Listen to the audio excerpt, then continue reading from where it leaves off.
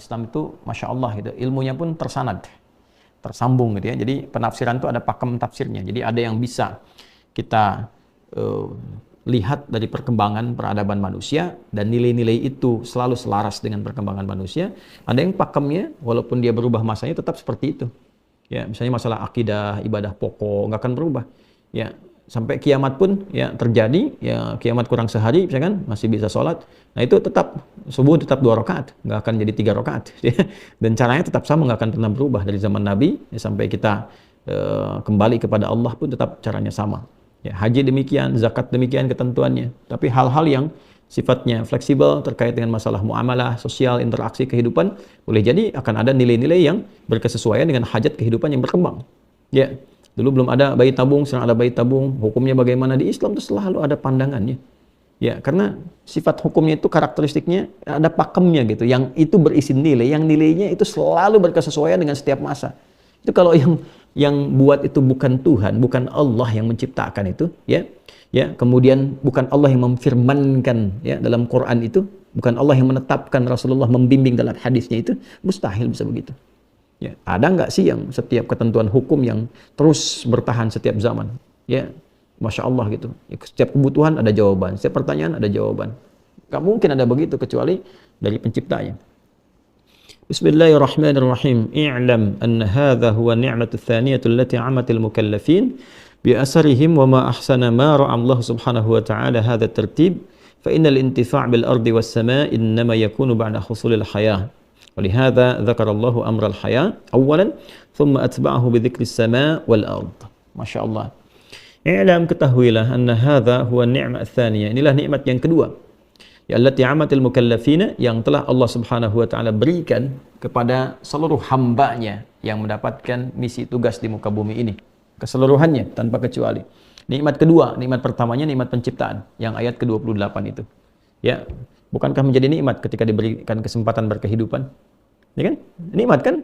Ya, berkehidupan di bumi, nikmat bisa sujud kepada Allah. Masya Allah, nggak ada kenikmatan itu terbesar kecuali bisa sujud.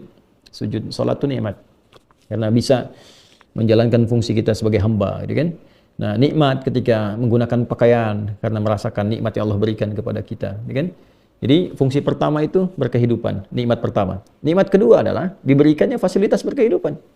Ya, karena itu Al-Imam Fakhr Razi menyebutkan dalam kitab tafsirnya Mafatihul Ghaib atau At-Tafsirul Kabir, mengatakan bahwa penciptaan semua yang di bumi untuk kita itu berupa nikmat yang kedua yang Allah berikan secara sempurna bagi semua hambanya yang hidup di muka bumi ini dengan membawa misi. Mukallaf itu hidup bermisi. Ya, bukan hidup bebas. Ingat ya, bukan hidup bebas, hidup bermisi. Kemudian wa ma ahsana ma ra'a Allah Subhanahu wa taala hadza tertib, dan betapa mengagumkannya, indahnya apa yang telah Allah tetapkan dengan menghadirkan susunan ini. Ya, maksudnya susunan pertama nikmat kehidupan dan nikmat penciptaan fasilitas. Fa innal intifa' bil ardi was sama' innama yakunu ba'da husulil hayat. Kenapa? Ya, karena nggak mungkin bisa mendapatkan kenikmatan dengan semua fasilitas di langit dan di bumi ini kecuali setelah mendapatkan kehidupan dulu. Ya, kalau nggak hidup bagaimana bisa menikmati segala fasilitas di bumi ataupun juga segala hal yang kita bisa pandang di langit ya saat ini. Ya, tentunya dengan urutan tadi menunjukkan kesempurnaan Allah mendesain kehidupan ini. Hidup dulu, baru kemudian kita bisa mendapatkan kenikmatan yang kedua, yaitu semua fasilitas di bumi dan di langit. Falihadza dzakarallahu amral hayah awalan tsumma atba'ahu bidzikris sama'i wal ard. Karena itulah kemudian saking pentingnya dua nikmat ini secara berurutan Allah menyebutkan yang pertama nikmat kehidupan dulu, Al-Baqarah ayat 28, dan yang keduanya adalah nikmat mendapatkan fasilitas baik itu di bumi ataupun keindahan di langit. Amma qauluhu, sedangkan firman Allah Subhanahu wa taala khalaqa faqad marra tafsiruhu fi qaulihi wa'budu rabbakumul ladzi khalaqakum. Tafsir khalaqa itu telah kami jelaskan ketika menerangkan surah Al-Baqarah ayat ke-21 dan tadi ringkasannya telah saya uraikan, ya. Wa amma qauluhu lakum, adapun firman Allah Subhanahu wa taala lakum fa huwa yadullu ala anna al-madhkura ba'da qaulihi khalaqa li ajli intifa'ina fid dini wad dunya. Tuh, sama kan? Nah, jadi kita bukan ngarang-ngarang kalau menafsirkan. Ya, jadi sudah, insya Allah sudah dibaca, sudah juga kalau kita insya Allah berusaha meniatkan ikhlas, mengkaji, banyak membaca, insya Allah akan ada kesamaan pakem karena pakemnya sudah ada. Ya. Baik, adapun yang dimaksud kata lakum di sini, ya, menunjukkan bahwa yang dimaksudkan dari kata lakum ini, ya, setelah Allah Subhanahu wa taala menerangkan penciptaan, yaitu supaya dapat dimanfaatkan oleh manusia fid dini wad dunya, dalam urusan agama, din, wad dunya, dan dunianya. Tadi yang saya katakan, ya. Saya kan tadi terangkan dari aspek dunianya dulu karena mudah untuk dirasakan, dan setelah itu aspek ibadahnya, aspek dinnya. Jadi silahkan aspek dunianya Anda mungkin bisa pilih. Ya, Anda profesi pengen saya dalam dunia misalnya bisnis, saya pengen di hewan, ya, saya pengen di tumbuhan risetnya, saya pengen di mineral dan sebagainya. Boleh, silakan. Ahli pertambangan, di geologinya, fisiologinya misalnya, ahli hewannya, ya, bagian bisnisnya, birokrasi, diplomasi, silahkan. Ya, silahkan elaborasi sedalam-dalamnya, maksimalkan. Silahkan untuk mendapatkan bagian kehidupan. Tapi jangan lupa fungsi yang kedua lamnya, lidin. Untuk pengesaan, penyembahan pada Allah Subhanahu wa taala supaya punya bekal pulang. Ya, dapat makanan, konsumsi, energinya pakai sholat, pakai baca Quran. Nah, value dari bacaan Quran dan sholat tadi jadi pahala nanti. Pahala ini dibawa pulang. Ya, makanannya enggak, selesai. Ya, selesai, masuk ke mulut, keluar dari perut kan, ya, dicerna di perut, kemudian keluar, ya sudah, jadi kotoran saja. Ya, dan keluar lagi ketika meninggal kan dibersihkan. Ya, jadi ketika ke alam kubur yang dibawa apa? Bukan hasil duniawinya, tapi dinnya. Dunianya selesai. Karena itu kan meninggalkan dunia. Aspek pertama hilang, ya, masalah dunia. Yang keduanya din itu yang ikut. Itulah pahala. Itulah hasanahnya. Ya, value-nya yang ikut. Diteruskan teman-teman sekalian. Amma fid dunya, yang paling menarik ini, faliyusliha abdanana. Ini dia. Ini yang paling indah nih. Ya, wa amma fid dunya faliyusliha abdanana. Maka dalam konteks kehidupan dunia, semua yang di bumi itu silahkan Anda dapatkan, kreasikan untuk memperbaiki penampilan, menguatkan tubuh. Ya, walinataqawwa bihi 'ala ta'at, yang keduanya. Jadi, silahkan pada bagian yang pertama, ya, untuk perbaiki performance kita. Ya, silahkan misalnya makanan yang menyehatkan, makanya kan halalan thayyiban. Bukan semua yang diinginkan dibeli, dimakan, nggak begitu. Ya, ya, jadi yuslihal abdan, memperbaiki keadaan tubuh kita. Ya. Kemudian yang kedua bisa diartikan juga dengan penampilan. Silahkan beli pakaian yang layak, yang bagus, yang enak dipandang, gitu kan?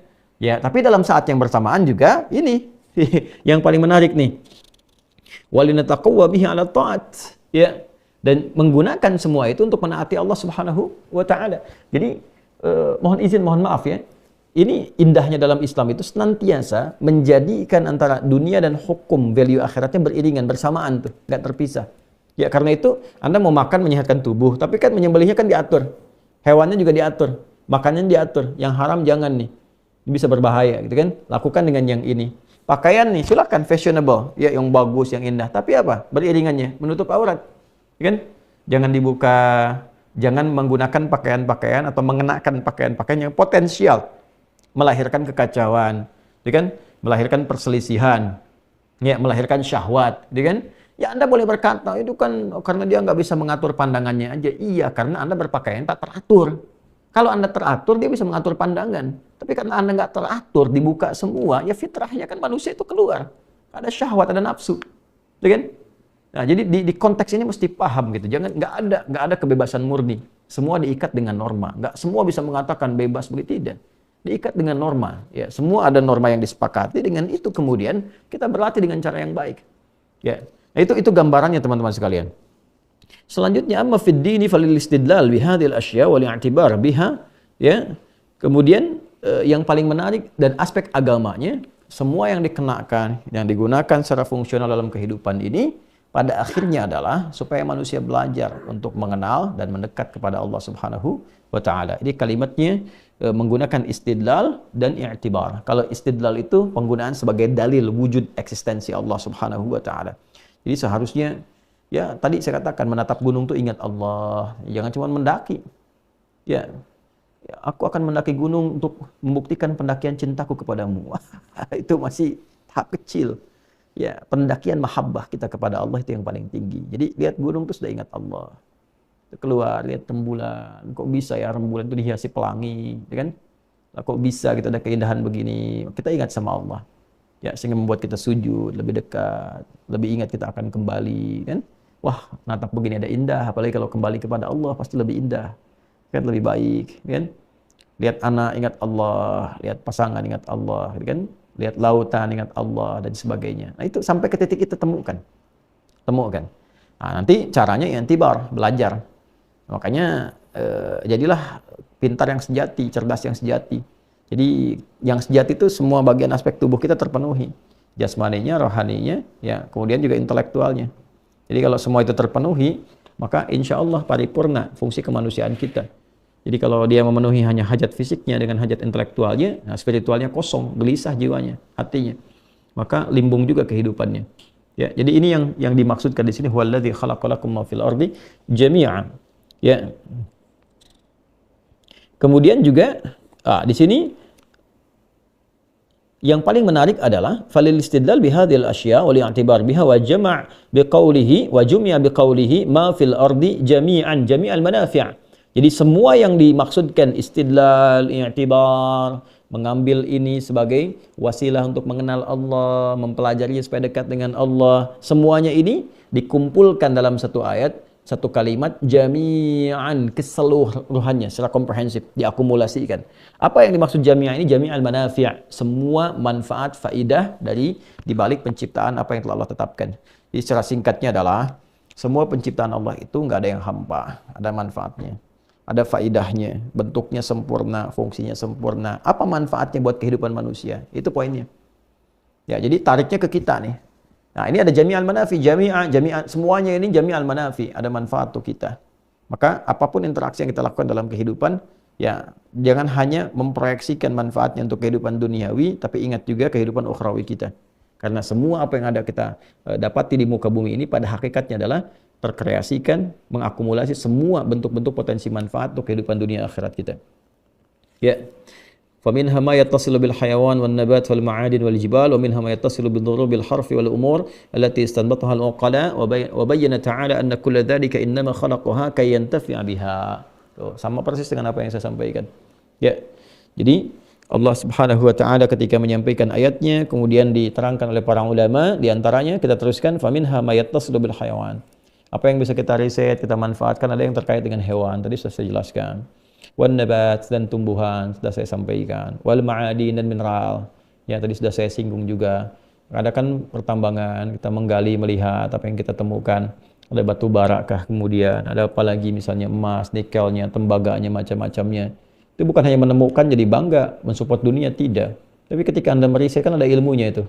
Masya Allah, Anda mulai meriset batu, batunya ada kodenya, ada nomor-nomornya, macam-macam itu kan. Ya, lapisan-lapisannya. Siapa yang bisa memberikan kode-kode di balik batu itu supaya kita berpikir, belajar dan sebagainya. Setelah itu dapat sesuatu, diuji kan, mau taat nggak sama Allah, dapat emas, ada timbangan, mau zakat nggak dari situ, bisa buat maslahat nggak, kenal Allah nggak, jangan-jangan bikin rumah mewah-mewah besar tapi nggak ada ruangan untuk sujud, nah berarti fungsinya ya tidak maksimal tuh. Ya, silakan penuhi dunianya, tapi kan akan pulang ke akhirat dan ditinggal dunianya. Mana fungsi akhiratnya itu? Ya. Wal jibal, dan gunung-gunung, wa minha ma yattasilu bidurubil harfi wal umur allati istanbataha al-uqala. Ada juga yang Allah tetapkan itu bagi kalangan-kalangan intelektual untuk berpikir. Ya, jadi ada yang untuk pebisnis dimanfaatkan, ada yang untuk konsumtif ya, tapi sisi lain ada memang nanti hobinya riset kata Allah itu. Ya. Ya, diisyaratkan dalam Al-Qur'an, diterangkan oleh para ulama, ada yang hobinya riset antariksa, riset di lautan, riset di bumi, riset hewan-hewan, itu meriset aja, memang ada objeknya itu untuk objek pengetahuan.